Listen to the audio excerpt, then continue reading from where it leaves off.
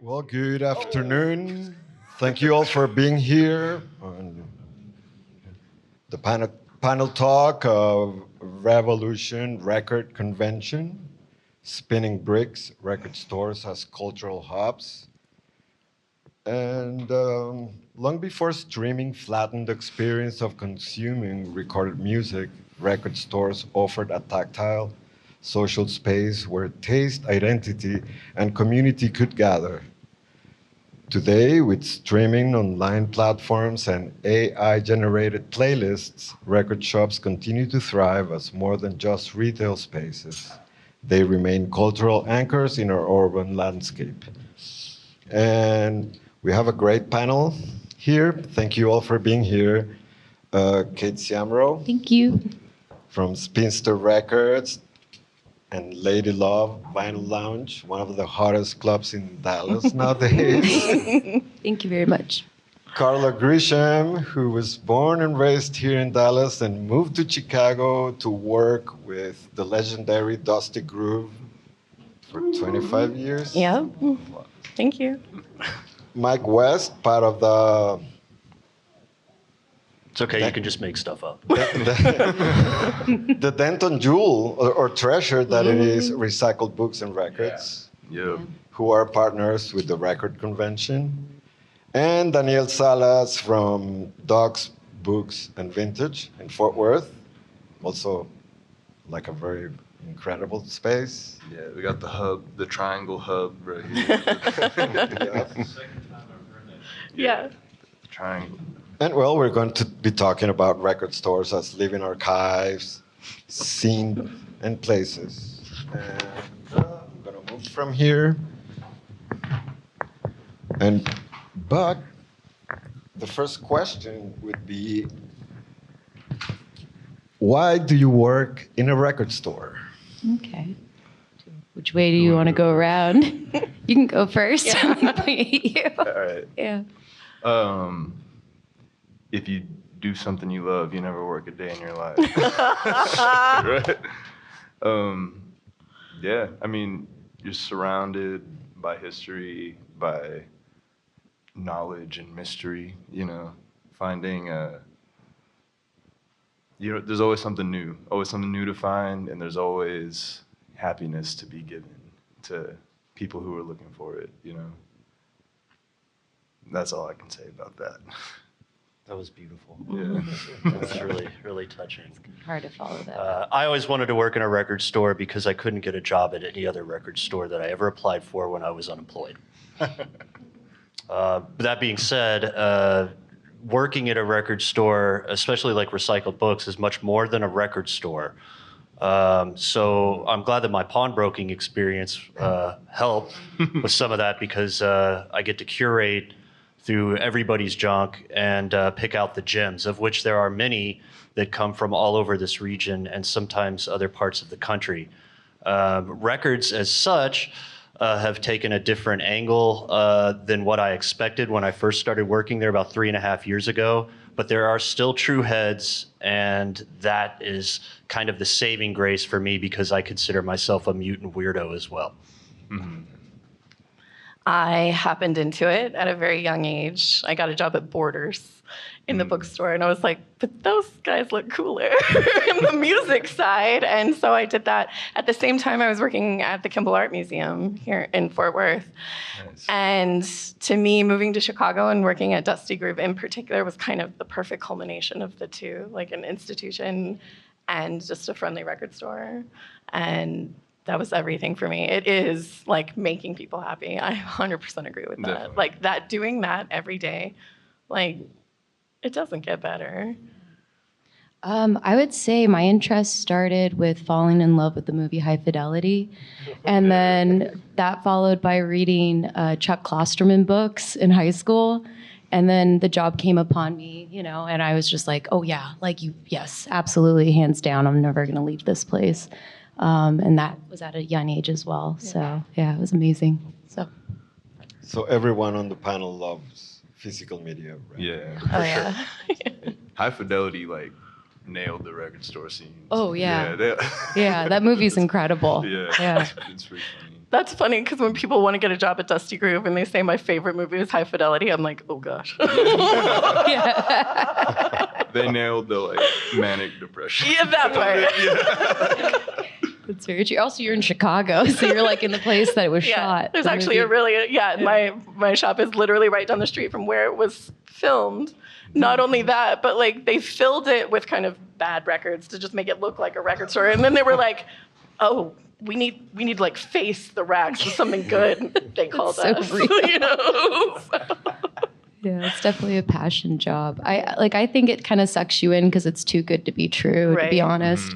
I left my job for 3 months one time to be a florist because I was like, I love flowers. I'll try that out. And I realized I didn't get the same feeling of like giving someone music or talking to people about music. Like it's a very great job. Yeah.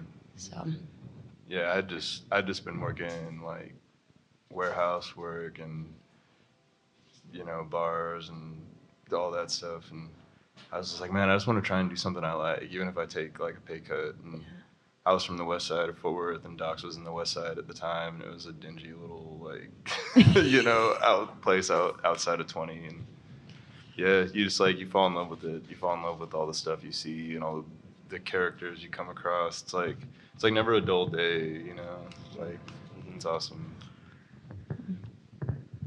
Okay, now trains are coming. getting into matter. It's not that the personal histories, well, sorry, I said that. I apologize. It's 2025. Since the late 1990s, physical media has been shrinking as an industry. And now there's online competition to acquire these kind of cultural objects from places like Discogs, eBay, Bandcamp, specialized shops like online stores like Squidgo, Force Exposure, Boomcat, or SoundOm. Not to mention streaming, which is the massive way of consuming music in our current times. Given all this, what do you think keeps people walking into brick and mortar record shop? Okay. I think like for anyone who's here today, like if you're a tactile person, if you like to hold and touch things, like I personally have trouble buying clothes online because I don't like it when I get it in the mail because I didn't get to touch it. And I think that personal experience of going somewhere and having the physical experience is wonderful. But I also think with digital heightening, we crave it more because we're just around so much digital that we're like, man, I really want to feel something, So I think that's why the record shop came back, and it's been stronger than ever recently. Mm-hmm. So that's just a personal opinion.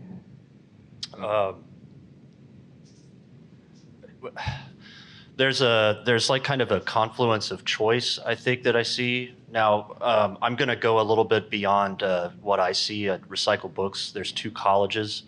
I've talked to kids. I hate to say that they're kids, they're young adults, but they have a very vast interest in not just their taste, but also why they buy the record. I've heard more than once, hey man, I really like that Pink Panthers thing. I think it's really the jam of the summer right now. And I didn't think that I would like it because of the content, but the UK garage stuff, the things that are going on with it is just, and besides, it sounds better in my car than any of my others music that I listen to. So it's produced amazingly. Mm-hmm. And they go, I'm just going to hang it up on my wall. So I wasted their time. That's really funny. Trying to make a connection. But at the same time, I can talk to somebody who comes in and they buy like a Chris and Cozy record, and I just can't believe that they're like 18 years old. Mm-hmm. I have a friend who texts me. He just got out of high school. Don't get any weird ideas. But he just got out of high school, and he gave me like a set of airball stuff, and we talk about, Para Ubu. It's like, holy shit, it's just, when you say happiness, that's what makes me happy. Happiness is fleeting, so it's very rare that you experience happiness. I, as a worker, experience that, and I know it when I see it. Physical media, tapes, cassette, VHS, all that just makes people happy. Horror movies makes people happy. We sell them all the time. We buy them all the time. And people from all vast swaths of life come in to manage their taste rather than being dictated their taste. So that's, sure, yeah. Yeah. And it's like, you know, you want to be the old head that's like, I hate all this like TikTok stuff or whatever. But then it's like you see these kids getting into cool things through that because that's how they're sharing their media. And it's like, you know, I'm don't understand that stuff as much. But when I see kids coming in and asking me for, you know, obscure jazz records, and I'm like, how did you figure out about this? It's like, oh, I heard it on TikTok. I'm like, well, it's cool you're listening to it, you know, because then they ask, you know. And I always like try and tell people like, hey, you got to flip it over, read the back, man. Like, look who plays on this record. So try and find other records they play on. You Personnel, know? see what's going on. Yeah, exactly. And it's like, you know, for a lot of the people, or a lot of the younger adults and kids who come in, they're like, obviously they just want this stuff to like hang it on their wall and look cool. But then there's like the 3 or 4 of them that are like, oh, I actually like really I'm into this. I want to find more stuff like this. And they ask questions. Yeah, and you can see it like. You can see it turning in their brain, you know. And rather than be the guy that goes, you know, oh, man, girl came in with expressed interest for the band X, and I had to kick her out of my store, you know. It's more like I see that drive that I think you had, that we all have, and people sitting here probably have too, to like go out and like search and find it on your own. Mm-hmm. Go for help when you need it. So I get dictated by the customer that has that connection rather than tell them, well, if you haven't heard this, you know, it's not my journey. It's the sharing of the independent journeys, and that's what makes it a beautiful experience. You cannot do that with a Spotify playlist. Yeah. Especially if it's AI.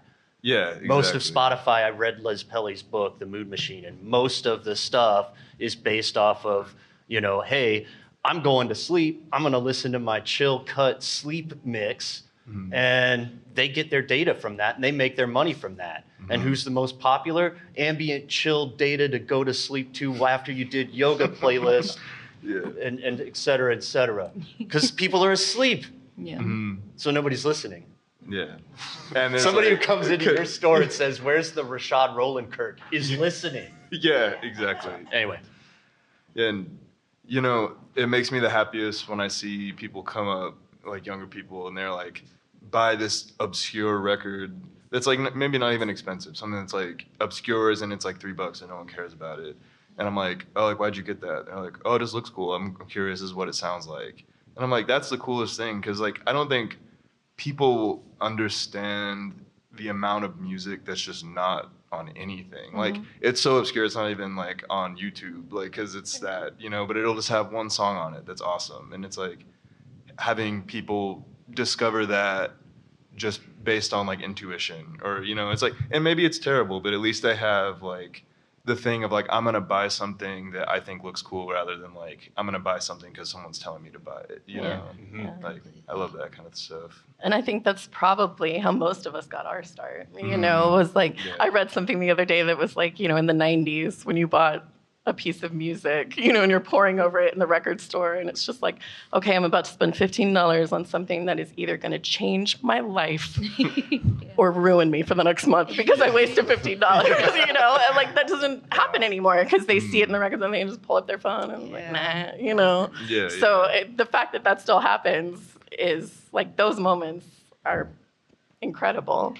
But, you know, why people come to a record store versus just the algorithms of Spotify and whatnot, you know, I think that is definitely, it's the camaraderie, 100%. I mean, yes, it's discovery, but it's also just that vibe.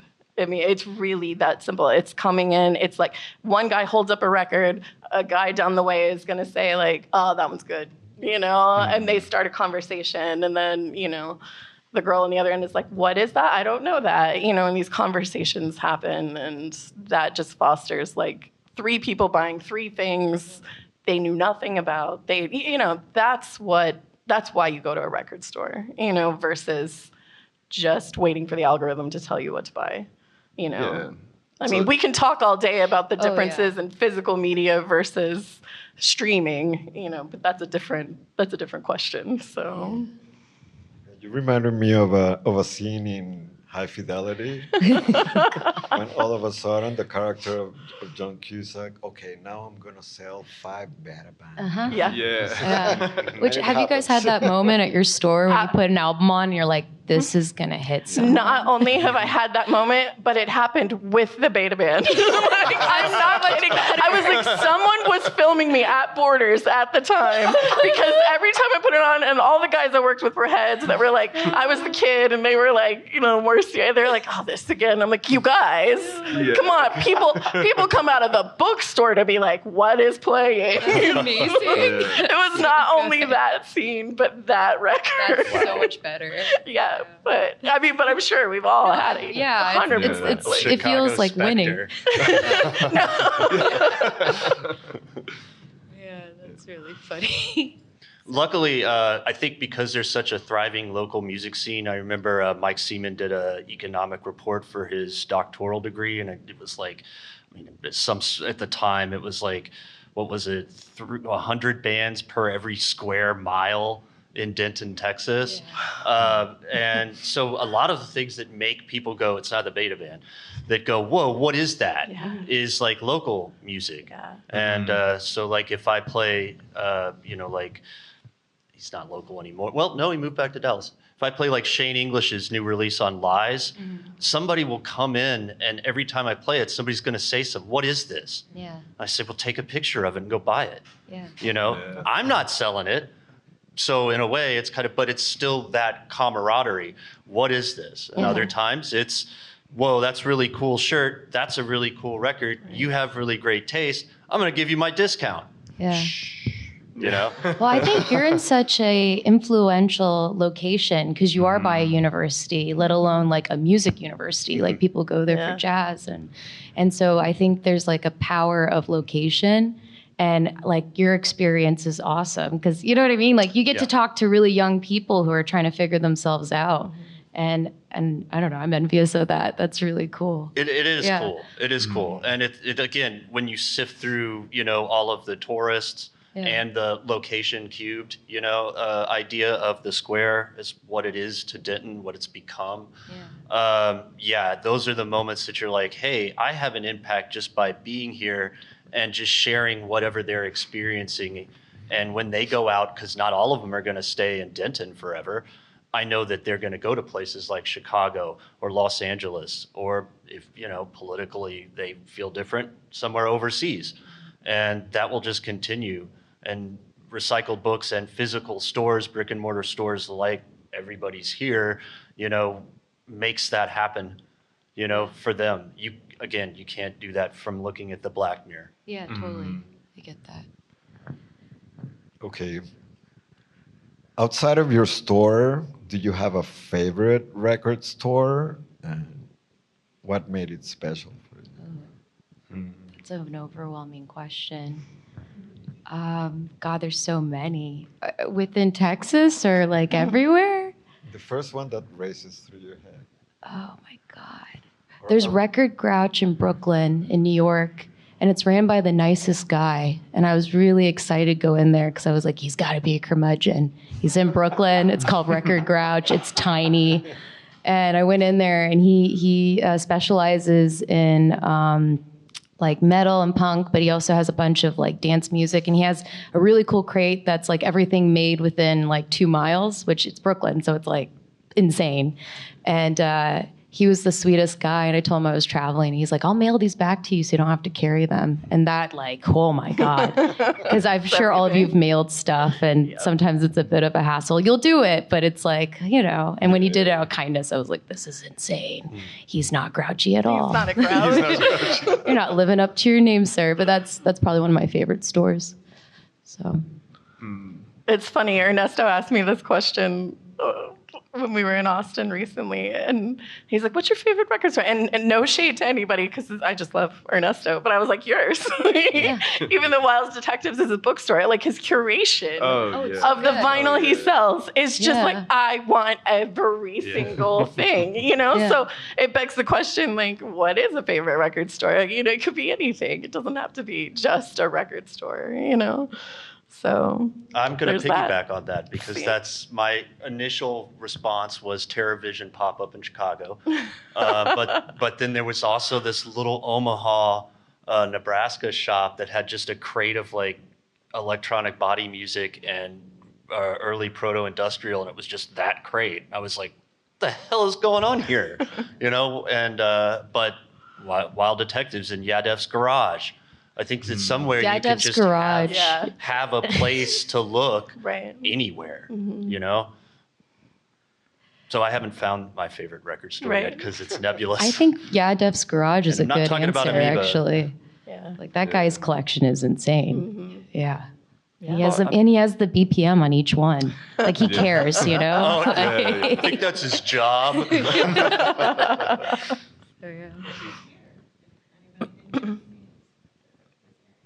Oh, I was like, where is he? We're all talking about it. Oh, nice. I'm going there. I'm trying to remember this name. I went to this record store in Fresno that was like smaller than this room. And I don't even remember their name, but all I remember was that they had a rock and opposition section. And I was like, that's the coolest thing I've ever seen. Like, but yeah, I can't give you the name of it. I don't remember it. Maybe it didn't, maybe it wasn't that special. Yeah. I would have to say Wild Detectives as well. Because yeah, you just have the craziest world. Come on. Those bins can only fit 170 records. Yeah. That doesn't apply as doesn't reach to be a record store. Come on. Hey, you can sell 3 records to be a record store. Yeah. I mean, there's so many. They're the right like when you really records. start to think about all the record shops that exist, like I'm thinking like Electric Fetus, I'm thinking Waterloo, I'm thinking and all the ones that are gone. Yeah, now. other music. Other. I would have said great. Other music's I great. would have Like said there's so other if they many. were It's still- overwhelming. It's like favorite album, you know? It's just We're not too gonna many. answer that Please question. don't ask. Yeah, it's too many. So Cheapo Records in you hate this word, Coon Rapids, Minnesota. Just a wall of cassettes that just went all the way up, and it was a huge like warehouse building. It was just a wall of cassettes, and you know I think 75% of it was garbage, but the 25% was worth the price of time to go through the wall and look at every single cassette and find some like really cool deals. And the guy behind the counter was an old Minnesotan curmudgeon, you know. So you just don't get any more Fargo than that guy. And it's fun. I love a good curmudgeon, really. Actually, It's a record store. It's a record You shop. gotta be It a little feels bit good. of a prick. You need one. Every staff should have one curmudgeon. Yeah. So. One. When I first started at Docs, it was just me and the curmudgeon. Yeah. So you were the balancer to I keep was the people coming balancer. in. I miss him every day. And so now I try and bring his energy to all the younger people who work there. I got to be the curmudgeon now. You're becoming the curmudgeon slowly but surely. We all have it in us, the little record store curmudgeon. Yep. You got to water it and grow it out, you know. Totally. Yeah. They threw away the mold, man. Yeah.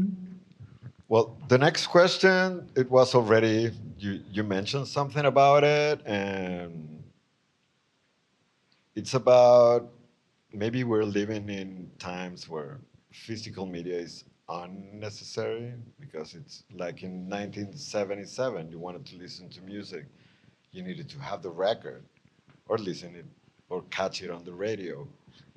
So, but today it can be sort of unnecessary. You can listen to it on whatever, online. But maybe we're like going back to the thing, but I wanted to mention at least the words that with which the question is made. Do you think physical media is still here or came back because of the sound quality, the tactile feel of holding and manipulating an album, nostalgia, or just the novelty of owning an object? All of the above. Yeah, so I think all of that's true. Yeah, I mean, as someone who's worked in a record store where vinyl didn't come back, we had it from day one. We always did. We never stopped, and we still sell CDs really strongly. You know, so we have a unique perspective in this, and people want to come and interview us all the time. Like, we heard vinyl's back. What's your take? And it's like, yeah, it never went anywhere. Yeah, never went anywhere. But you know, I think. Yeah, physical media I don't think it will ever die. I just don't. I mean, the discovery will change, like kind of what we all, tapped into, like, how we find new music and whether that music is on a physical form, because anybody can make anything and put it out anywhere, but is that physical? Maybe not. But if it is physical, someone will want it. It is tactile. It's all the things we said. It's everything you said. But it's also just spending time, sitting with it, devoting yourself to it, I think is the biggest part of it. It's, you can flip it on your phone or your speaker or your computer or your car, whatever. You are not committing yourself to it in the same way. You put on a record. You put in a CD, you have to interact, you have to devote the time. And when you do that mentally or physically, you mentally check in too. You kind of mentally give yourself over, pay more attention, feel it more, and then it's time to flip the record. And there's an action, and there's a ritual, and there's more to be had. And so then you're yearning, So I think it will never die because of that, And not only that, but like, I'm sorry, not only that, but I think there is something to it that if you understand that this is how the artist wanted you to hear this, they don't want you to hear a song in the middle of, something Spotify threw at you on a playlist. They want you to hear these songs in this order from start to finish and then move on. They want to end it this way. If you can appreciate that and respect that from the artist's perspective, you'll have a whole new experience, And I think a lot of people don't think about that. But when you do, you want to respect that and hear it the way they want it to be heard. And that's not going to happen just streaming. Especially what you just said with the production of the music. Nothing feels better than when you're at your store and the album flows. Yeah. And you wouldn't get that with just one song on the radio. And that happens a lot. Like, hey, do you ever drive your car and you have the radio on and it's Pink Floyd and it cuts off at the end of the song when it's supposed to flow into the next part? Right. And you're having a moment, it kind of irks you. You're like, man, I'm just feeling like I need to hear the whole side of this album for it to click, Because that's the way it was meant to be heard. Right. Yeah, so you're missing out on the whole experience. You're right. Yeah. That's amazing. It's so real. You mentioned bricks in the, kind of the whatever at the beginning of this. Bricks deteriorate. We deteriorate. Records deteriorate. Cassettes flake, right? Tape flakes. So in a way, the record and the physical media is growing old with you. It sounds a little crappier the more. Some people like I love porno soundtracks on 45s because they just have that worn in feel,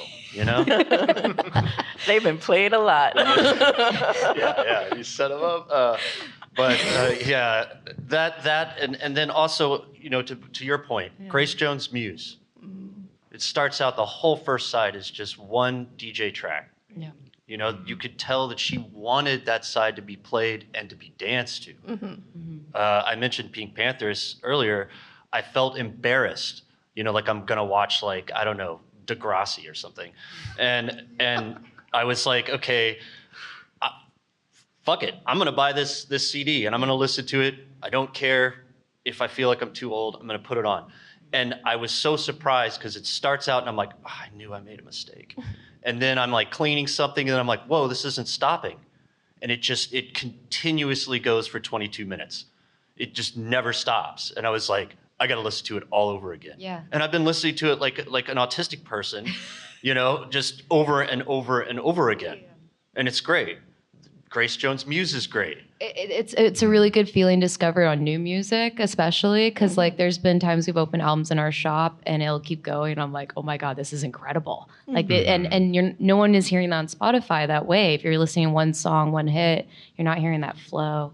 Or an algorithmic playlist. Yeah. It's like, yeah, it might have done okay. Yeah. Going to the next song. There might be surprises. Yeah. But again, like the radio DJ that cuts off the end of Layla because, he's only got 4.5 minutes. Yeah. Such is the Spotify, thing. It just doesn't work in the same way that the artist intended and that you should intend in your time of peace. Mort Garson released that Plantasia record and on Sacred Bones and includes some seeds in there. And me and a friend at the time we got that because it was exciting and it's cheaper than buying the OG. And it was like, I guess the seeds are for us. I think on the side note of it too, the collectability of records. I used to make fun of my dad for collecting baseball cards. And I was like, that's so silly. Like, that's okay. And then I started collecting records. And I think there's just this sense of coziness having a collection of records because of the personality. And I don't know, I feel like that's not going to die out, that feeling. And I don't know. There's just like a feeling of coming home and showing people your collection. I feel like a squirrel with nuts. I'm like, these are all the things I've been hiding, like storing. But like, it feels really, I don't know. It just gives me something. So. Yeah. Exactly. I was gonna say that, like, as long as movies like high fidelity exist, or like, movies with like quirky people who are into archaic things, like record stores are never gonna die because. Young people see that and they're like, I want to be that person that is into weird stuff and collects old things. Like Empire Records. Yeah. Like Ghost World. Ghost World, yeah. And then, you see like you said, it's just like, if it all burns to the ground, I'm still going to have this music. It's not going to leave me, Or if like one day the Spotify guy decides to hang it all up and people are like, how am I going to listen to music? Like, at least no matter what. There's like a comfort in knowing that you own that. You have it. You can listen to it whenever you want, no matter what, without the grid, I have a theory. Like, did you guys at your stores during COVID, we popped up, like we went up in sales during COVID because everyone was buying a turntable and suddenly everyone was collecting records. And then we came out of COVID and now everyone's a DJ. Yep. But like, it's really interesting to me because I feel like people were forced to stay home. Yep. And they immediately had that moment of, how do I make my home cozier? How do I make my home make me want to be here? And I love that that's what picked up was records and turntables. People are like, yeah, I want something like that, Yeah. So, But it's exactly how we kind of started this conversation. Like, you want to own it, live with it, feel it, be it, Exactly, yeah. That was it. Like, I'm a liner notes person, Like, I always have been, even with CDs, like looking at CDs, and it's like, when I found records when I was younger, I was like, oh my god, like, it's bigger. Like, It's bigger. I can actually read it, But yeah, it's just so many secrets to uncover in the liner notes. Yeah. Like, I remember when you started talking about Mort Garson, like, figuring out Mort Garson arranged like Ruby and the Romantics records before he did synth stuff. You know what I mean? Yeah. It's like, I don't know. It's just stuff like that that's awesome to me. Like, that will never get old, of just finding little nuggets of knowledge like that. Yeah. 'Cause Knowing they're the there. guy that did Chariots of Fire, which I still think is great, Yeah. was in Aphrodite's, or the Greek Aphrodite's Child. 666 is just an amazing Yeah. CD sure. and an amazing record. That's why I have them both on. Yeah. But, just in case. You get like, you get a sense of like the careers like a lot of these people had, more so than like today, because so much of that stuff is like buried, like the writing credits and like the people who work on stuff. Like, you really have just like the faces of projects. Dude, I like hate to admit it, but at work, we'll get a new order in, and well, I guess it's a trade secret to say why we have new records instead of just used records now, but it has something to do with competition. And so anyway, we get new records, and I'm like, Don, Jason, Blaze, who the hell is this? It's just like, it's like the Spinal Tap Black record, It's just like, there's no, I mean, I know that it's probably, like some hyper pop or trap or something like that, but it's not Arca. Yeah. It's like, what is this? And you have to like look, and there's no barcode, and there's no name. And Don and I have this running joke, like, does anybody even want to know who's doing this anymore? Do the people that do it even care? Yeah, that's it. And probably not, honestly. They're like, it goes hard, you know? That's a brick. Yeah. Well, and if we're not talking about it in the shops, that was a big part of coming up in record stores, was like, you learned so much just talking to the guys you worked with, overhearing conversations and record, as younger people, like, and it's like, oh, that's that thing? Yeah, That's how that? I had that experience. Oh, that's who that is? I have people like I grew up here and I've been in Chicago for almost 25 years, and I'm back here and people are like, I know you. I know you. And I'm like, and eventually we get back to the fact that I worked at Borders, and they're like, that's how I know you. And I'm like, that was 25. I looked, no. But they're like, no, I would listen to you guys talk about, and this and that and the other. And like, it turned me on to this or that, and we don't do that as much anymore, I don't feel like, because you just look on your phone. But back then, you couldn't just pull out a phone and like, who's the producer, who, edited the, so not talking about and also not being on the records it changes the whole dynamic of how things happen in the store itself and how discovery happens, so. And that's like, 90% of the people that I see come in now don't really care too much about that stuff, but there's the 10% that do, and they're gonna like pass it on to the next 10%, you know what I mean? And it's like, it's just like when you were talking about earlier about like the ritual of doing it, it's like, it kind of just depends on like the person's relationship with music, but you see the people who have a more active relationship with music than like, than not, I guess, that they want to know like the mechanics of how it all works and everything. That's beautiful. I like that. For sure. I wish it was more than 10%. Like, I feel like the curiosity is different now, is what I'm getting at. Yeah, totally. That lust for, what it is, what it's about. What do you What think else? it was 10 years ago? I don't know. 20%? Is it? A lot more. You wouldn't, really? Way more than 20%. Yeah. No? I don't know. We're like, our shop, well, we're pretty small.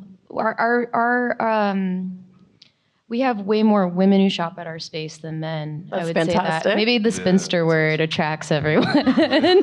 But we're predominantly a female staff, so I think it just attracts that like group. And I feel like they all want to talk about music with us. Like, I talk to a lot of women when I've been working at Spinster about music, and they're curious about everything. Yeah. And I don't know. I think it's a unique experience in my little box. But then I've gone to other record shops. I'm like, oh, I could see how we're all different, like different experiences. Even you have books, so you have to know both, right? And you're dealing with like way two different databases and like, all the students. Like, I can't even imagine what it's like to have that many. We write everything down like it's 1994. Do you guys really? Yeah. Oh, that's really awesome. Yeah. That's old school. So I don't know. I guess like that would be a different experience. So for me, I feel like it's 40% curiosity. Yeah, exactly. Because I talk to so many people about music in our space, and they want to know everything. Yeah. And they bring up deep cuts, and I don't know. I feel the same. I'm agreeing with that. Like, I would say it's way more than 10% because, and I don't know if it's my shop because there's so many collectors and, a lot of what our music is the kind of the basis for the samples that are used for all these things. We sell a lot of the original, like where all that music came from. So there is a lot to learn and there's a lot to talk about.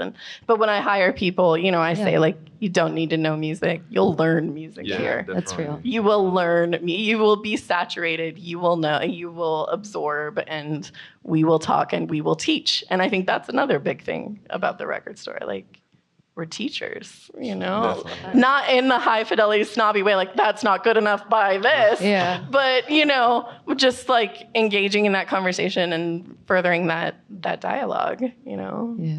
Well, sort of related to, I'm gonna mention something personal. You mentioned lyric, liner notes, liner notes. other records.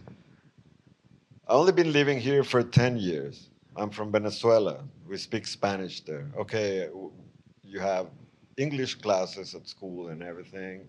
But when I started listening to records, maybe around 11, I believe I'm able to do this, to talk in English in this panel because of the lyrics on the records. Wow. Lyrics of LPs. Because then on CDs, who can learn? It's so tiny. It was so tiny. But I'm thinking about that. Maybe I'm able to talk English, sort of in my broken English way, but still. Yeah. And lyrics of records have to do a lot about that. Oh yeah. I mean, do you guys listen to like foreign records at all? yeah. Like I'm sure there's plenty. Like I only know No Tango Dinero because of the song. I had to look up what it meant because I kept shouting it. I was like, oh, okay. But yeah, I feel like I'm sure you guys have heard like a song. You're like, oh, this is stuck in my head. Now I'm saying Manger je, and I'm like, oh, I'm shouting. I want to play with people in French because of Bridget Bardot. But I don't know. Yeah. Okay. Amanda Lear's The Sphinx is one of my Is it? Okay. favorite cuts. And Sylvia Cristal and Emmanuel, yeah. Yeah. Yeah, it's a good one. Yeah. Okay, what was your first record, CD, or tape that truly mattered to you, and why? Ooh. I'll go. Yes by You Yes. were brave. Yes, by yes. Yes by Yes. Okay. I don't know why or how I had got into Yes, but I saw it and I was like, it's just Yes. Like, I love Yeah. that. I think that got me into, like, you know, prog and weird music. That's a great one. And then, yeah, it's like, that was when I was younger and I was, you know, like, trying to start playing guitar. And I heard Chris Squire playing bass, and I was like, "What is that dude playing? Why does it sound like he's like hitting like metal on metal? You know, it sounds crazy." Yeah. It was just like I was enamored by it, you know. And that was just the only record I had for a long time, and I was really young. And like, you know, my grandmother had records, and like we listened to like Sam Cooke and Tommy James, but I was like, I want to like get my own record. So like when I first started going, it was Yes by Yes. I don't know what it was about it. It drew me to it. And they're standing all in front of the house and they look all like cool in English, you know. Yeah. Yeah. And that sent me on the journey. I had to get the rest of the alphabet first, you know, because they were Y at the very end. It's true. Cool. You guys. I have two. I mean, my parents, I grew up with my parents collect records and they're new wavers and they're gothy and they're way too cool. They're cooler than me. I'll never be as cool as my parents. And my mom, though, gave me Cat Stevens. What's the one that has father and son on it? It has like... Is it T for the Telemann. Thank you. I was like blanking on it. I was like, I can envision it in my head. And my mom gave me that, and that was very emotional. And then after that, it was literally, I didn't even have a turntable yet. She just gave it to me because I don't know, maybe she's psychic. But after that, I was in high school. It was my birthday. It was my 17th birthday. My friend Michael Roden gave me Postal Service because they just started pressing. It kind of like, I guess 2010, 2011, Urban Outfitters opened up and they're like, we're going to sell new press vinyl. And I don't know, this is like suburban brain, like living in McKinney and not really having any stores there at that time. And he gave me Postal Service and he's like, yeah, this is for your turntable. I was like, I don't own a turntable. He's like, oh, I thought you seem like a person who would. And I thought that was the greatest compliment ever. I was like, this guy thinks I'm so cool and he's giving me Postal Service. And then I bought one right after that because of that. So, yeah. Oh man, this is hard. What would I say? I had a unique childhood kind of as well. My parents were very young when they had me, but my mother was very firmly in the bread category, while my father was very firmly in the Black Sabbath category. So it was a battle. That moved into Kenny Rogers, and then that moved into, so it was always a battle in my household of like, what am I supposed to like? I don't know, But I remember my father worked at a car dealership, and he worked with these kids who like came from Michigan, and they brought all these like hip hop tapes, just like Ypsilanti All Stars, if anybody remembers that, like stuff like that, just homemade kids trying to do hip. And I was like, whoa, what? Yeah. What is this? What is this? And then on the same tip, when I first heard Depeche Mode, Violator, I was like, this is weird. Like this is different. This is not what I hear at home, And that really changed my life. But then I think what really set me on like my musical journey was probably Girl from Ipanema, like Astrid Gilberto. Oh, yeah. Like the first time I heard that, I was like, music is my life now. Like it just, and it all kind of tumbled into everything from there. So. Oh, the world is beautiful, actually. Yeah. Mine too, the Man and the Woman soundtrack. That one too. Yes. Cheapy that shreds. You can Yeah. find that anywhere you go, but that's like It's incredible. like every dollar Yeah. bin has that album Right. in there. Yeah, sure. Dollar bins rules. Yeah, they do. Yeah. That's real. That's a Doc's phrase. Is the cheapies that shred. You gotta look for the cheapies that shred. Oh, I love that term. Yeah. Thanks. Shout out Jenkins for that one. What about you? What's your first one? Oh shit. Okay, so I guess my parents had MTV for like, I don't know, a month, and I saw Cyndi Lauper, and I knew something was up. But then years go by because I was so young. My parents listened to a lot of disco and Michael Jackson and whatever, their German experience gave them a lot of disco and doo-wop and 50s and 60s music.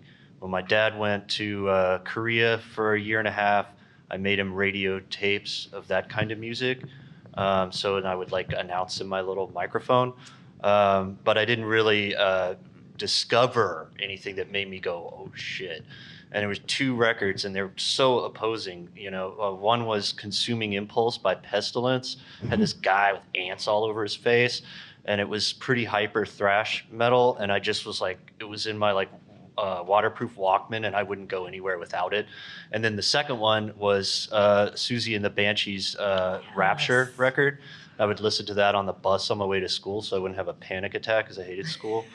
And that would be, and then of course, you meet people and you make better friends, and then it's like, oh, there's the Cure's Wish album. Still, I think "Open" is one of the most beautiful songs about alcoholism that's ever been done, and that's just from my angle. It's just like you can hear in the lyrics. It's still to this day. It's just like Richard Pryor's comedy.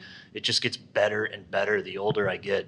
And I think it may not be one of the Cure's best sounding records. I mean, especially compared to the new one, which does not sound very good, production wise. But yeah, it is definitely a good record. And so I guess those would be the ones that kind of shook me up. Yeah. Yeah.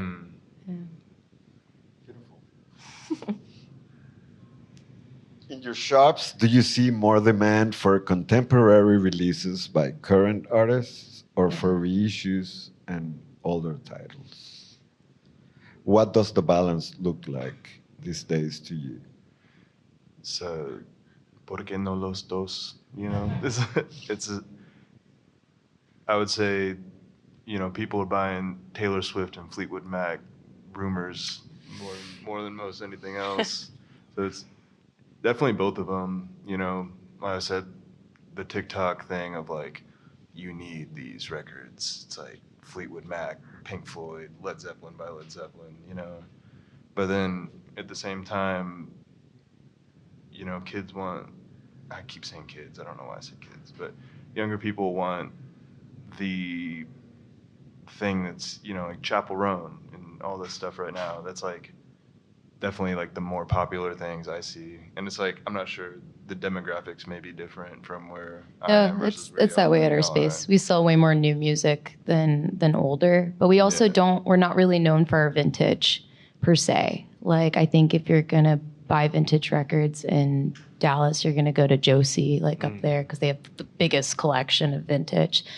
But yeah, definitely new stuff. I mean, we'll go through anything that's on the top charts naturally, like Sabrina Carpenter or Bad Bunny or anything in that realm. So, especially like, there's definitely marketing teams now by like, Taylor Swift, where they're like, oh, we're going to put out the same record 5 times and have a different song on each one. So you have to buy all of them.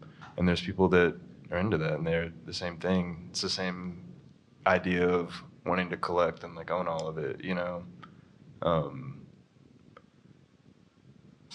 But I don't know. I'm trying to think. I think people get into the older stuff through the new stuff nowadays. Yeah. You know, I would say. Yeah, and then when we get lucky, like once in a while, we'll get an older person and who's trying to get their collection back. Kind of like, I don't know if you've had that. Like they're like, why did I ever sell it? All and the they're time. like slowly collecting again, and that's always refreshing because they're on the hunt for a lot of different stuff. So, yeah. It's completely unique for my shop. Yeah. You know, like we definitely sell more older, vintage, collectible. You know, but I will say we do sell new music. It's just a very different style, and you know, like new contemporary jazz. Like, you know, there's not a lot of places to get that sort of thing. So we, you know, and people trust our opinion so much because of what we build that when we do sell new music, they'll take a chance on it. Like that's really important to us. That like people trust us enough to just, you know, be like, oh, they got that. That must be good, you know, and that feels like really, really special. You know, that's a huge part of our relationship with our customers is that trust, that bond, because there's not a lot of new stuff we could sell, but we do, and it's amazing stuff. People love it. Record stores are kind of like bars, you know, like you have your clientele because they know what you got and what you're good at. Exactly. And then sometimes it sucks because you might have someone come in and they're like, you guys don't have anything, but you're like, maybe not for you, but for someone else, you know, like they might prefer to go to Docs or go, you know, to recycle books and records because that's like suits what they're looking for, you know, but then we're maybe collecting like the chaperone fan who like loves to come in and buy all her pop music in one spot. Yeah. So, I mean, for us as it's so funny because all the girls at Spinster love like punk, like everything under that genre. Yeah. But we don't have a punk clientele, you know, it's just not there for us really. And I wish it was. And every time we try to get like a good crate going, it just sits there and it's really tragic. And It's tragic. and we're trying, but you know, Can't it's just sell the Kathleen Hanna records? it's just hard. I don't know why. Maybe it's Bishop Arts is too like touristy and cutesy, right? I can like relate to touristy at least. Oh, it Maybe hurts not our cutesy. heart. It sucks. We'll get really excited. We're like, these are so cool. And we had like a collection of like really good Fugazi records come in one time too. And they just sat there. And I'm like, I'm going to buy them because I'm starting to feel bad. But yeah, it's just clientele. Yeah, it's so different absolutely. each space. Yeah. So. Because I think Docs moved to where it is now in 2018, I think is when it opened back up. Before we moved there, when we were on Highway 80, our new section was like 4 rows, maybe 3 rows, and now we have like 5 entire bins of it, you know? Because, I mean, at the time, like, if you think about it, they weren't really pressing new records up until what, like 5-6 years ago, unless they were like, you know, cool bands that wanted to press records or like punk bands that were touring or whatever. But the machine really started moving back into that direction. Like, you know, it's like after COVID, people wanted to buy records again, and all the, you know, big companies see it and they're like, we should start pressing records and getting into this whole thing. So The corporate part sucks because like you're making more money on vintage than new. So that hurts my heart a lot when you're thinking like, hey, if I sell this, we might have bought this collection. So each record in your head might be like $1 each, right? Various amount of worth. But like new, you're only making 33%. Yeah, you're making if that. If any, like that's on the high. And so you would have to sell like so many new albums to make the value of like maybe $100 worth album, right? Yeah, so, and I mean, I'm sorry, Led Zeppelin 3 does not need to be $45, $48. Exactly. There's so many of them all over the goddamn world. It's so true. Know, and we don't need that. And also, if you're going to be in such a conglomerate, I mean, country's they're gonna have to pick the bottom of the barrel and start releasing country records other than the Dixie Chicks and whatever's new, because you know they're running out of dumb stuff to re-release. Hey, and so why don't you institute the record pressing plants like they used to have? Exactly. Because they closed them down because we can't afford all this. What do we need? Also, the records suck, you know, and just do that rather than send it to independent artists. Because I don't know how many times during a Christmas season people come up and go, "There's a bubble in this. This is warped. This doesn't work. That's this so didn't real. play. This this did this. It's not because there's no quality control issues. So these people are making money after money, hand over fist, after things that you could just get anywhere. Yeah. You know, in the old days, just go through the bin and go, look, Mom, Led Zeppelin. You know, and it really also squeezes out the independent artists, because then they have to go through the same people, then their quality stinks, and they can't do it. They have to be on hold, like Joe Walsh is making a guitar amp or something, and you just keep going and going and going. And that's we haven't brought up real capitalism at all. Yeah, capitalism the is like hyper-realism of the capitalistic credos that go into all this. Yeah. And that's the only thing that I can think when it comes to what are people buying. Of course, they're just buying Fleetwood Mac. Yeah. You know, not only does this Rumors sound amazing, but it's all wine moms know. You know, so you know we have that, and it goes and goes and goes. And what kid's gonna spend $45 or $60 for Rumors again? That's true. You know, when they could just either raid their mom's collection, get it on Spotify, and put it in a red paper cup while they're in the hot tub, or whatever they do. You know, it's just not conceivable as a business model to sell anything other than independent, real records made by real people. And unfortunately, that is an idealistic dream that does not exist, but it should. I think that we're going against the current, right? Like in the sense of like, because we've gotten Taylor Swift in before, but then like you'll see that Target is selling it for $10 cheaper Because they can. Because they're buying like 10,000 copies of it to be spread to all their locations, so they get a different cut deal. So that's where there's some evil in the capitalism portion of record stores. And I think going back to the first question, like the tactility, the personal experience, that's why people shop at our spots. For sure. It's not because it's, you know, like it's the music, of course, but the expense of it is insane now. Like I get really upset. I don't want to sell that Led Zeppelin record for $40. Right. If there's so much of it, it hurts my heart. Like, but there's no way to like not have that in if you're not getting a lot of vintage in. And you know, it's the bargain, you know, the compromise we make for that little percentage of somebody who does want that Roland Kirk record. Yeah, right. You know, and the kids they can't afford it. Yeah. I mean, in our store, we have we have the 2 colleges and the high schools and everything. It's a family-oriented town. And so we get people not buying records. Yeah. The younger the face, the more CDs are coming out. So what did Recycled do? Much to the chagrin of the owner, who didn't get it at the time, but is very easy to convince because Don rules. It was like, yeah, man, I think we need to get new CDs. So now we sell new CDs. You know?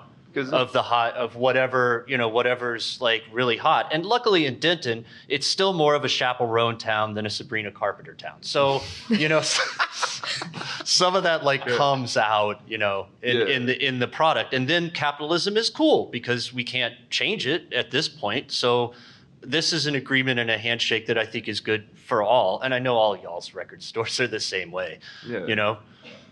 I mean, because you think about like, you said you make like 30% on new records if you're lucky, but you got to pay your rent. You got to pay people to price the stuff. You got to pay people to run the counters. Still a business. At the end of the day, you're pretty much just distributing this stuff for free because you're not making money on it. You know what I mean? Right. And that's like they set it up that way to where like you're like, you know, you always got to explain to people like we're at the end of the capitalist like the food cycle, chain you know of what records. I mean? Yeah, of the food chain of like how the money is getting like like siphoned down. We're like trying to get the little crumb at the end, you know. And that's the thing is like you really have to figure out where you can and can't make your money. And it's like, you know, I'll get because I do a lot of the buys for the store, me and the owner and his dad, and then you know, you get a bunch of good rock records and they're kind of scratched up, and it's like, oh, you know, what do I do with these? And it's like, we have a booth at another antique mall auxiliary to the store, and it's like, I'm gonna price this $1.98. Someone get a burner copy because I don't want to see this go in the trash. You know what I mean? And just like, you know, making sure people like have like all avenues to be able to get stuff. Cause, like nobody wants to price anything expensive, but at the end of the day, you gotta like be competitive and you got to make your money, you know. It's all about like honing that in. And do any of you go to the Record Store Day conference in New Orleans that they do over the summer? They do like Record Store Days, summer camp, but it's a bunch of record stores and record labels. No. And I go next month, and I've been twice before, and it's awesome. But half of it is record stores yelling at labels over what you talked about earlier, because it is like an issue. And then you get everyone, whether they be small or bigger stores, And yeah, everyone's upset about it because we're on that end where it's emotional. Like we are on the end of like being a business, but caring about it. We're not making buku money. I'm not rolling around in the dough from ever working at a record store, but it's that feeling. So it's hard to, you want to give people what they want for like a great price and be very like considerate, you know, to what it is. So yeah, I don't know. Sort of related to this, next question.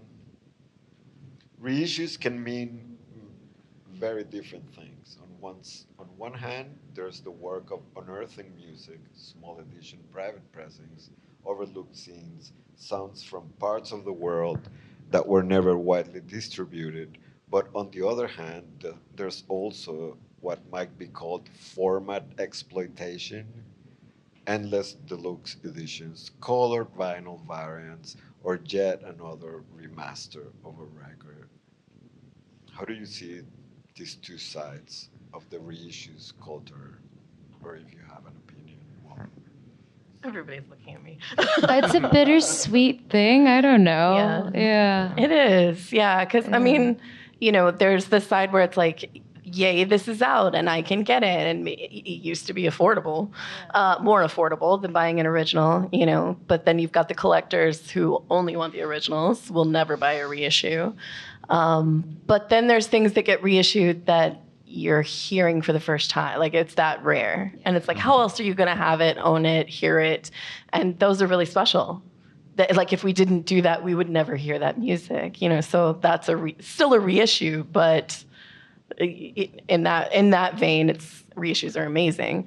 And the other vein where it's like, okay, here's 180 gram. Okay, now it's in purple vinyl, you know, and like, and you've put it out in purple vinyl. Well, unbeknownst to you, the label sold out and started pressing it on green, but it's sealed and you've sent it to someone and they're like, wait, no, this was supposed to be purple. And I'm like, well, sorry, I guess it's green now, you know, like, and yes, that is like oversaturation and kind of taking advantage, you know, on the label side. But, yeah. I'm going with what you said. Yeah, that's exactly what I would feel like, yeah. And there's definitely people doing it right, you know. Like, absolutely. Jack White's label. Yeah. As much as I could care less. But I think he's a really actually he cares about doing it, the at right least. things. Yeah, like he's a nice, numero tall and all person. Yeah. He's a nice tall I call him the Willy Wonka of record shops. Right. He's like, how do we make it go backwards? Yeah. Do lights out of it, you know? So. Well, like, yeah, What you if mentioned could play like 3 records at the same time. Yeah. you mentioned like numero, like they're like, but those guys, I mean, they are digging, they're finding, unearthing, you know, and putting it all out. But you can tell they care about it. They do. I saw Codeine in Chicago. They do. They're one of my it's favorite awesome. labels, hands down. I think like what they're doing is great. Right. Yeah. Mississippi, you know, like there's smaller, you know, Even like go into the gospel stuff. Like I don't really listen to gospel, but they're finding like the most funky soul 70s gospel ever. And you're just like, whoa, this is going to get sampled in the next year because it's going to go into someone's hands and it's going to hit them, you know? So We've got a great selection of numero records of all types, from Duster to that unearthed gospel stuff at our store. Yeah. That's cool. yeah. And they just, you know, these are labels that just want to give these things a second chance. That's what a reissue should be. You know, they're not going to reissue it 5 different ways after this. If they sell out, they're like, great, we got that music out to more people. Yeah. That's what reissuing should be. That's what And it should be. hopefully You they know? hopefully they like get the people their money too. The Right. people that probably didn't make money Exactly. from the music Yeah. at the time, you know, because you know, it's like, I mean, even like say what you will about like Dan Auerbach from the Black Keys, but he was going through all those Mississippi dudes and reissuing their records on his label so he could like help the families pay their bills. Exactly. You know, as people they got, you know, the level that people were like exploited by the music industry back then is like, you know, baffling when you actually hear about it. And it's like, it's cool that there is people that like appreciate the value and beauty of that music and then also want to like do right by them because they gave us music that we the like. De La Soul reissue was that. Like they finally owned the rights to their music. And they could reissue and make their money back that they got like screwed on. And like that's huge, you know? totally right about That's that. a whole nother panel discussion. But that's the other thing too. You know, you were all kind of talking about labels and capitalism and all of that, but like there are those good ones. There are those small ones, the ones you want to work with, the ones that you want to support as a record store. That's who you want to give your money to because they are putting out these things. You know, that's what you want in your shops. Like, so support. You know, this symbiotic relationships between labels and record stores. You know, like we can have our problems with some and it's so expensive, but then others, like they're doing it right and we should support them because without them we won't have record stores. Totally. Yeah. Yeah. Well, so sort of along the same line, Record Store Day. You already mentioned Record Store Day convention, and Record Store Day is obviously a big date on the calendar for a lot of record stores. Some people line up for hours, others criticize it as hype. From your perspective, what role does Record Store Day play for your store and for your customers? We had people around the block at 2 a.m. camping out for the Taylor Swift stuff a couple of years ago. Yep, that's true. I have been fortunate to never have worked a record store day since I've been employed there. It just doesn't work with my schedule. It's funny. It is. Somebody else does it. But I'm a bit biased here. I look through the lists, and like last year, I was like, oh my gosh, there's like 4 records that are cool. Hey, let's get this one. And then it's like, oh, it's a UK distribution. Oh, they released the new the Orbital record. That's cool. Oh, it doesn't have the titular song that makes everything awesome. You know, where it's like, and tell your mother, Satan. You know, it's like they took it out. It's like that's the whole reason to start the record. So yeah, I have a bit of a hate relationship with what Record Store Day has become. I'm sure going to a big convention is freaking awesome, like going to any convention. So I'm not knocking an experience I don't have anything a part of. But as far as RSD at recycled books, it's kind of like, I'm sorry, guys. I'm sorry you have to wait here. I'm sorry you're that interested in these things, because you know it's kind of like there's my curmudgeon part. It's like, come on, give us the good stuff. Thus, year after year after re-release, and now it's going to be in this color, which everybody knows colored vinyl looks cool, but sounds like crap. You know, just get the black shellac, put it on, sounds great, works great. So I do have a bit of a, there's contingencies with RSD for me. It's our inside curmudgeon. Oh yeah, it's Because I have a love-hate relationship. Because like sometimes something will get pressed and it doesn't necessarily feel necessary, you know? Like it's just like a live version of an album, but it's not gonna sound good. And you're like, why? Live versions are very difficult. I mean, even great orchestras do like 7 or 8 Beethoven's ninths and piece it together to make that one thing. You know, it's just kind of stock. I mean, I like going to that convention because you get to tell them straight to their face, like, hey, if you have the money from these labels to make these, like, let's see this instead, you know? It'd be nice to see other stuff that gets repressed. You really do. It's fun to watch. Like, it literally, everyone looks at each other across the room. You make eyes with someone. You're like, yeah, we're on the same page. Like, so. Looks like a Spirit Airlines. Everyone gets drunk and they just talk about their feelings, like like this right now with drinks. But and straight to the people that need to hear it. You get the sense that they're trying to just like, there's like 3 things that they're like, I know we can make money off this, and then they're just trying to fill the rest of the roster up with nonsense, you know? I mean, I love Dark Entries. Okay. Yeah, Dark Entries. When it came out, I was like wearing the shirt, had the totes. I was like, this is great. You know, this is a great label. But then, as much as I like Patrick Cowley, it's like, we've opened up the shed. And it's like every time I turn around, it's these dudes talking about Patrick Cowley. It's like, is there anything else, you know, Arthur Russell, you've like kind of Arthur Russell, the person, and it doesn't make Cowley's legacy or what he did or how he died or the music he made or the New York seed or anything that less. Yes, give us more information. But it does kind of scream of, when are you guys going to unearth something new? It's been like 15 years and you're still yucking it up in San Francisco. Like, release something something else so we could, it's been another generation, give people some more. You mean like something new? Yes. A new song, a new album. A new artist, a new person whose family deserves a little bit of that legacy. There was more people at Studio 54 producing records than Patrick Cowley. And if you've started your business and sustained it, you know, by being that type of personality that goes in and finds stuff, archaeology, you know, like that Amsterdam label, Music from Memory. You know, you go and you find stuff and it's narrow. Everybody wanted niche and narrow. And then you just kind of wet fart the whole thing for 5 years. That's a cash grab to me. You've succumbed. Well, I mean, maybe, and also maybe I don't understand greatly how the mechanics of Record Store Day work or like the intentions behind it, but you know, 5 years ago they realized they could put out obscure pop music stuff and people are going to line around the corner for it, you know. Oh, I don't mean to conflate RSD with Dark Entries. Yeah. I doubt that Dark Entries would ever have an RSD release because now it's been so capitalized that you're going to get another Led Zeppelin color record. Yeah. That had 2 live cuts that were unreleased, you know. I mean, there's pros and cons to Record Store Day. Record Store Day as a thing, as an idea, it's amazing. Like, what other industry gets to have a day that celebrates their independence? Exactly.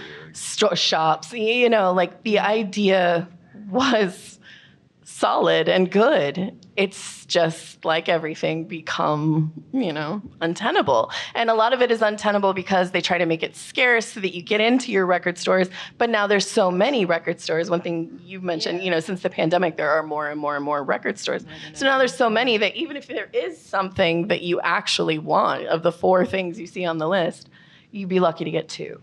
And you've got a line around the block and then your customers are angry. You know, so they, you know, the idea is a good one, and the day is electric. You know, the day is a party, and it is like, talk about camaraderie. Like, because you get people, especially for, and it's a good thing for people who don't have a record store in their town. They will make a vacation to come to Chicago at that time of year to be able to get in a record store on Record Store Day. That's sweet, you know, and that's what it should be. But then we disappoint them because there's not enough to go around, or it's so expensive, or it's, you know, what it is. But that's just my personal opinion. No, I totally agree with everything you're saying. I am, you know, as an idea, it's good. Yeah. As a conceptual thing to bring people together to love up on record shops, it's helpful. It's awesome. We get drunk all day and party. Exactly. I mean, we probably lose money because we mess up sales here and there. like there's been some records we bring bands in. I know Good Records was Good Records had like St. Vincent there one year playing for Record Store Day, and Erykah Badu DJ'd. Like it's just a huge party, and it should be that. It should be that. It should be that. Yeah. But it's. The other thing, you know, that is really problematic about it is the industry shuts down before it. So a small label can't press a record because the pressing plants are so busy pressing everything for Record Store. So it actually, like, I won't say it hurts Record Store. I'm not going to say that. Like, that's been said. I won't say that. But you have to shift business for months to work around it, because if the labels can't put things out, you don't have things to buy to put in the shop for those couple of months, or people are hoarding their money waiting for Record Store Day. You know, there's so many aspects of it, just so many expectations. Yeah, it's the expectations that are the things that I think upset us all, because you want to give people what they want. In preparation for Record Store Day, I've affectionately called it Mercury Record Store Day. It's like Black Friday in some sense, but it shouldn't be. You know what I mean? Like it feels like that. Though.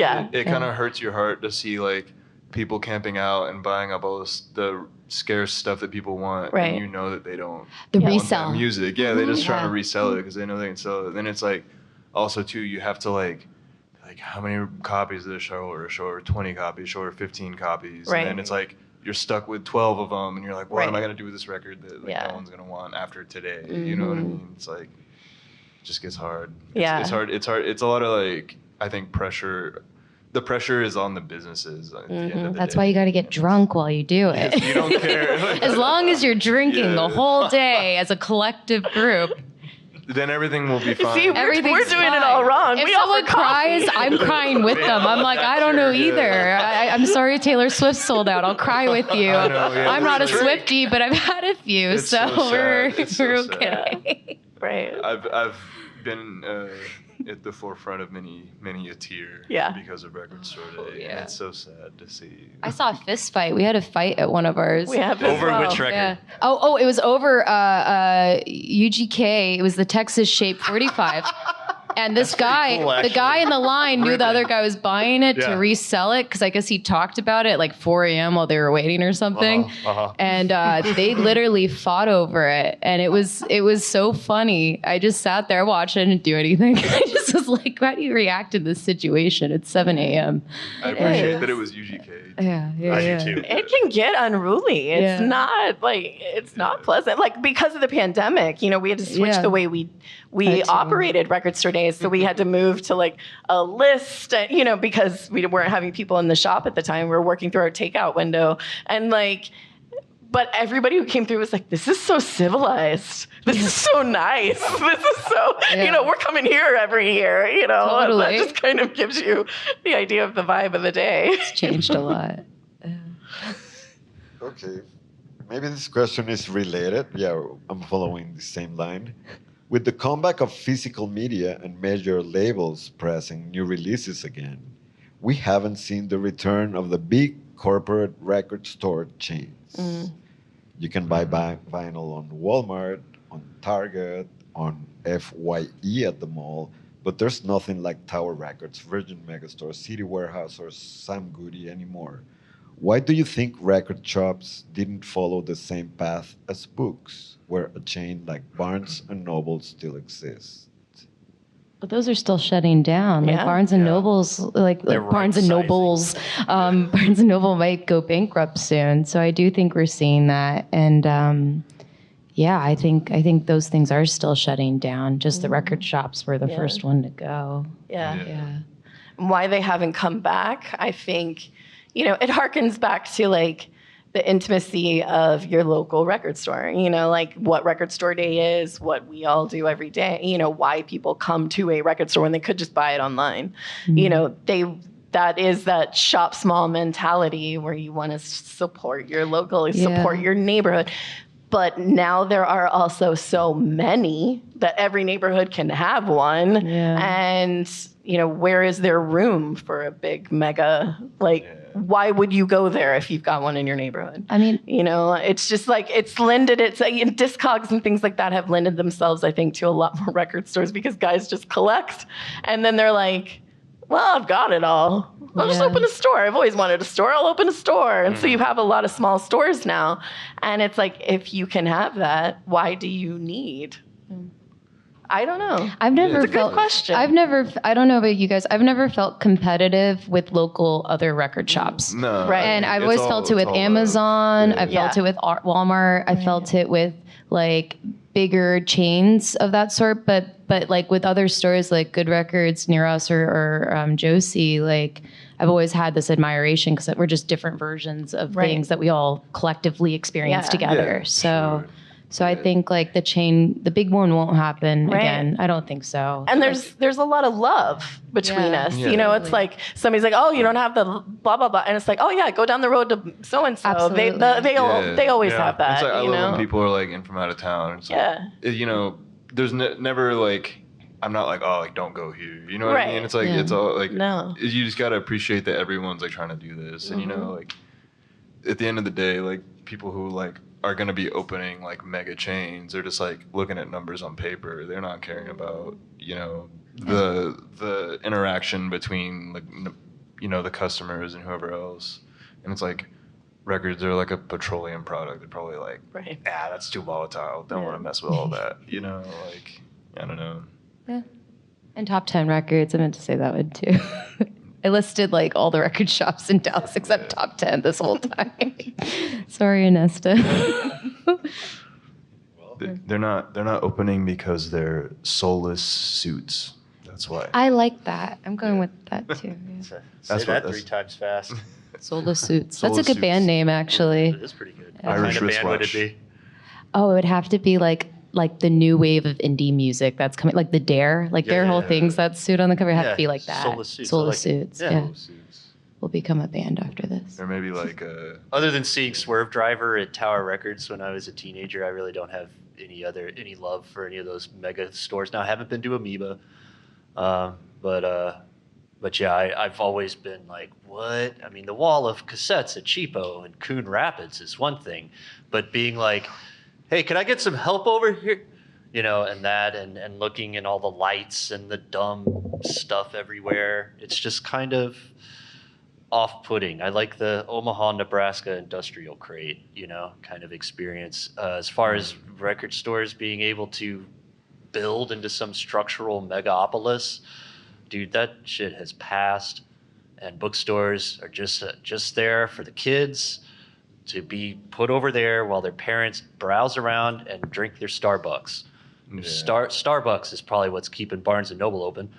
I already read a thing from the Harvard Review on bookstores, and Starbucks is doing that dumb thing that always is the like death knell, where they come to a town and they go, "What is this town about?" And they have Soulless Suits design the place for the town. Even in Killeen, Texas, everything is military based. You go to Starbucks and it's scary. It's like, I'm trying to have coffee. I'm not trying to get like shot here or like, you know. So yeah, I think it's over. Sorry, I think it's over. I think it's up to the independent people, the people that do things like what you're doing and what Yeah Def does, and the independent chains that are lucky enough to struggle through this and create something cool because people enjoy it, feel comfortable. A place like Recycled, which gets cool stuff, has the resources, and the location is key. It's business.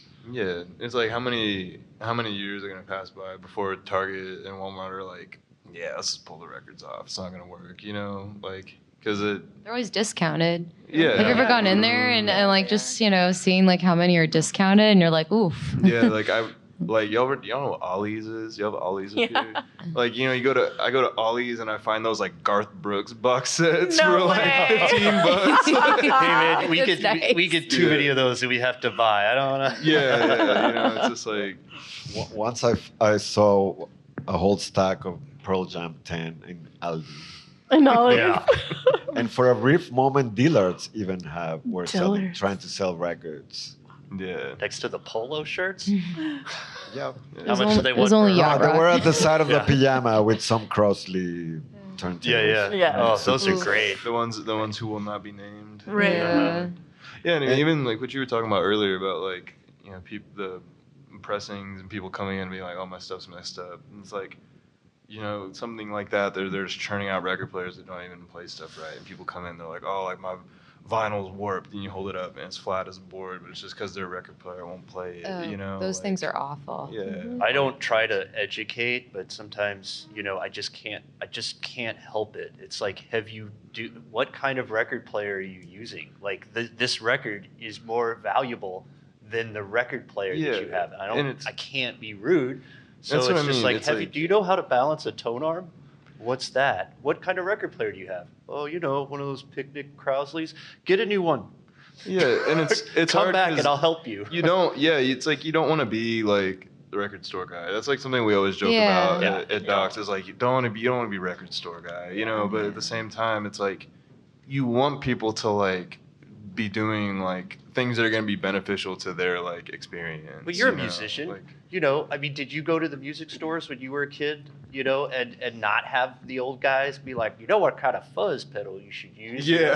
know, and that kind of stuff. And then Yeah, you yeah. go, screw that guy. And then you find out years later, damn, that guy was right. yeah, for sure. You know, for sure. we need to kind of get away from the phones, get away from the post-pandemic malaise of hyper-individuality, which our phones is helping us to create, and just kind of like, hey, maybe there is a little bit of leverage that I could pull if this guy or this person is trying to tell me something about something I know nothing about, and yet I'm about to spend $120 on.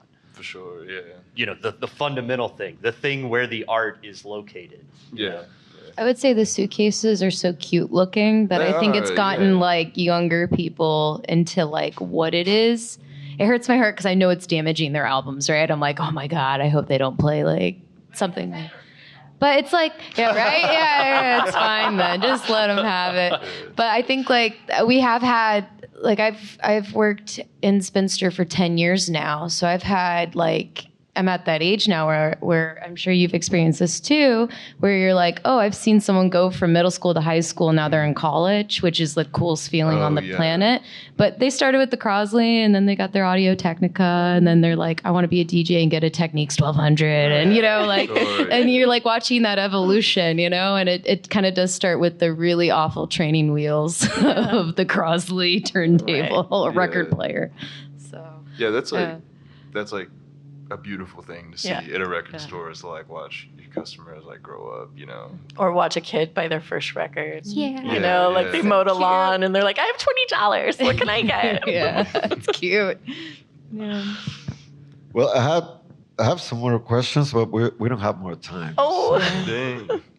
We'll create a podcast after this. Yeah. Ernesto, you write like Werner Herzog. Look at how small that letter is. It's like packed. You're really good Beautiful, handwriting. man. Look at that. That's beautiful. Well, how do you want to end this? Well, I had one last question. Okay. The answer can be yes or no. Okay.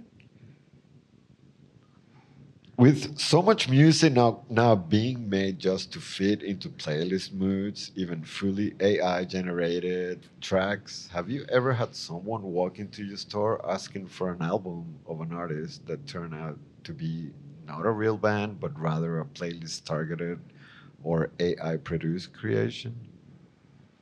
Not yet. No. Yeah, it has happened Not to me yet. Not to me. No. I've had people come in and ask for music that's not existing on vinyl and assume that everything's on record, but it's not there yet. Yeah. Okay, so the people who listen to those playlists doesn't care for records, maybe.